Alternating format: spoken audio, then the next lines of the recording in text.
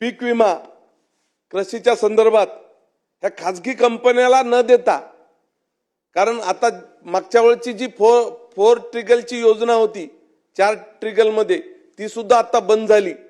कापणीच्या पश्चात एकच प्रयोग करायले आणि ह्याच्यातून शेतकऱ्याला काहीही मिळणार नाही. केंद्र सरकार राज्य सरकारचा खूप मोठ्या प्रमाणात आज आपण त्याला वाटत जाते, परंतु त्याच्यात मी वारंवार प्रत्येक अधिवेशनामध्ये प्रश्न उपस्थित करतो, परंतु आतापर्यंत काही याच्यावर उपयोग झाला नाही.